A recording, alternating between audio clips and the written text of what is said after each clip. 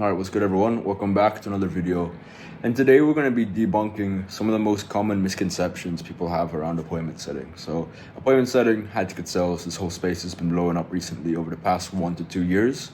And it's come with its fair share of misconceptions. It's come with its fair share of false narratives and false myths basically about the whole industry, about how it works, about how things are misleading when there are certain things that actually aren't misleading. But really we just want to debunk it today, especially having been in this space myself for 2.5 years now. So I've been doing appointment setting for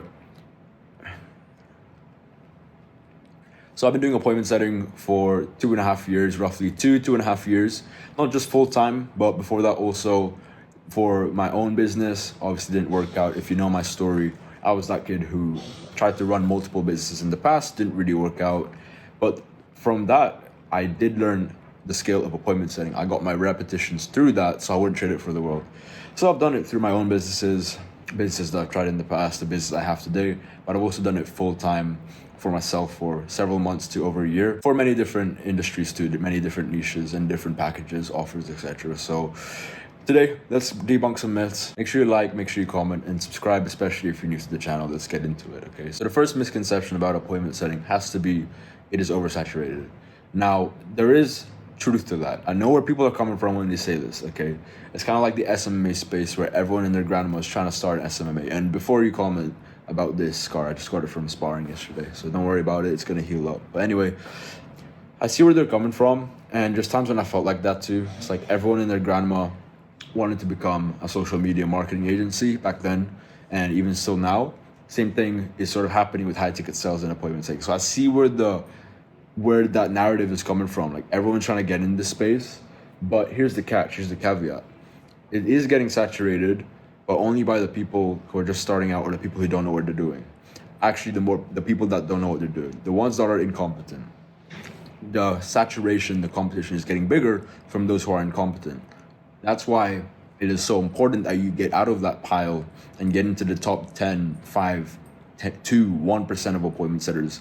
The one that makes a ton of money, the ones that generate a ton of money for the businesses too, is competent, great mindset, and just an A player all around, basically, all across the board. So it is important, it should be a priority to get up there. Same thing I'm going to say with high ticket sales. There's a lot of people out there who are trying to get into high ticket sales or think they're good at high ticket sales when in reality they aren't.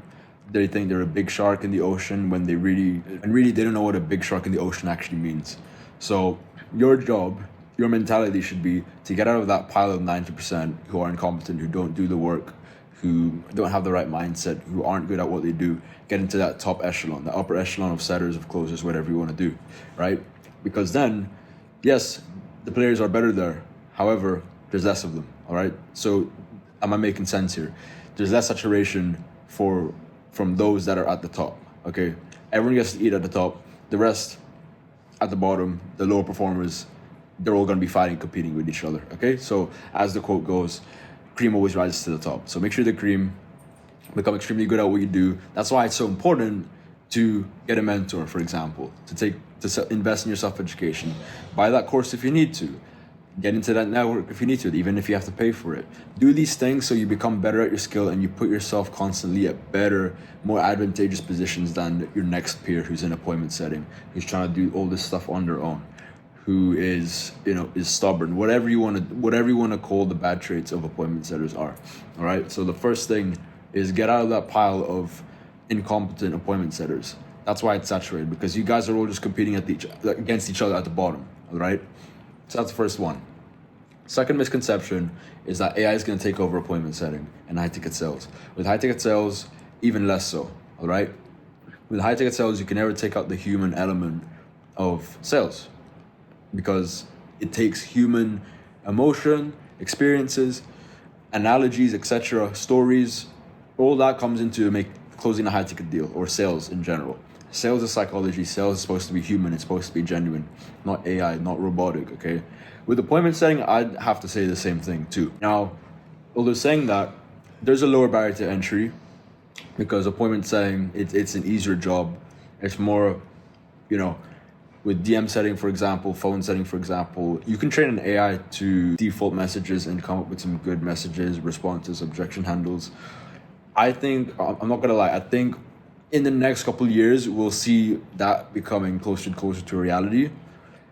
I don't know to what extent, we'll see what happens, but that's why it's the perfect time now to get into this if you're not already into this high ticket sales, this appointment setting space, for a couple of reasons. Because A, you're learning the skills, you're building yourself up for skills for the future. When you run your own business, for example, when you hop into another industry, whatever you want to do for the future. I see these things as stepping stones. They're not a be-all, end-all. Most people see appointment setting and high ticket sales as a be-all, end-all. That's why people might say it's a scam too, because it's like, oh, I'm capped. I can't earn more than that. Is what it is. It's a scam. It's not a scam, it's just a stepping stone. No one's ever told you that, okay? So do that. The second thing is that it's even more of a reason, it's even more of an incentive for you to hop in and cash out now before appointment setting does get fully taken over by AI, when it does happen, all right? If it does even happen.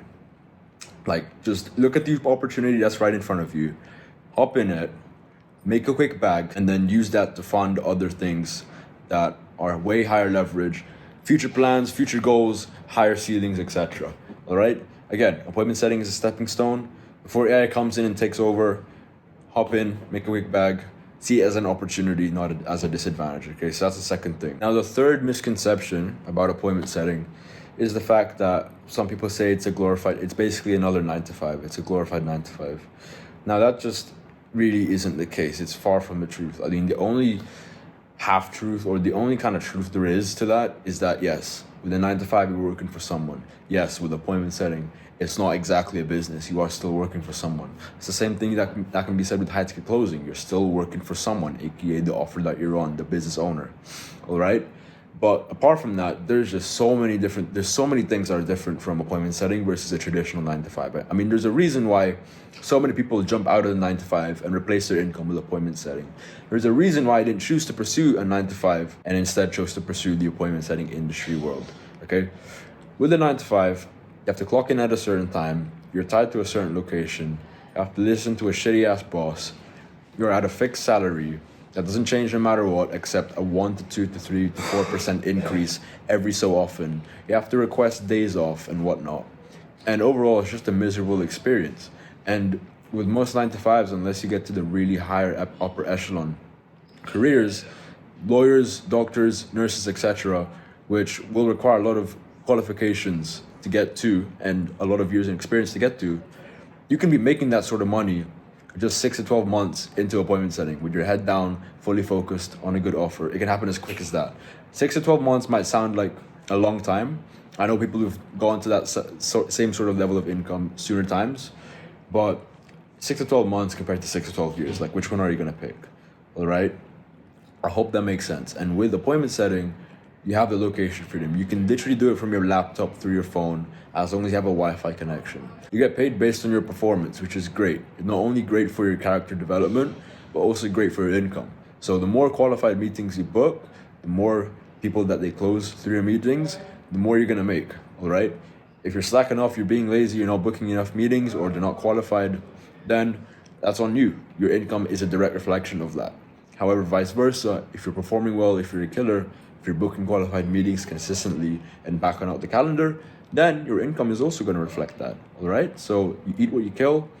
It's not like a 9 to 5 where you can have person A who's being lazy and person B, which is you, who's working your ass off, and yet you two get paid the same, which is unfair in my eyes. So 9 to 5, appointment setting, very, very, very different. Only one similarity, which is the fact that you're working for someone, but it's about the vehicle that you pick, okay? 9 to 5 is like a fiat, like an old rundown fiat to financial freedom, all right? With appointment setting, more like a sports car, all right? So that's the third thing about appointment setting. So I hope that makes sense. I can make a part 2 about this just to really help you guys out and clear your limiting beliefs about this industry, because if it's worked for me, if it's worked for other people, you need to come at it with an open mind and see it as working for you as well, all right?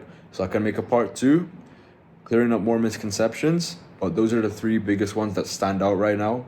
And I hope it made a lot of sense. Feel free to comment your thoughts down below. If you want to disagree, that's fine. If you agree, then it's also fine. Just let me know. Hope you guys enjoyed the video. Again, like, comment, subscribe if you're new to the channel. And like I touched on in the first point about getting a mentor, if you want to have me as your mentor. If you look through the YouTube videos, you've seen my content, you like my vibe, you've seen the case studies and the results that I've generated for other students, and you want the same thing, link in the description if you want to apply for the Oracle, which is my close, tight-knit mentorship program. Right now it's 1-to-1 at the time of this recording, so get in while you can at a 1-to-1 personal level. If you are interested in that, only if you're genuinely interested. I'm not going to force you like every other guru. Like if you actually are genuinely interested, click the link in the description, book in a call, you get to speak to me, and we'll see if it's for you, all right? But other than that, keep following the free content if that's what you want to do. It's all good. Like, comment, subscribe, and I'll see you in the next one. Bye-bye.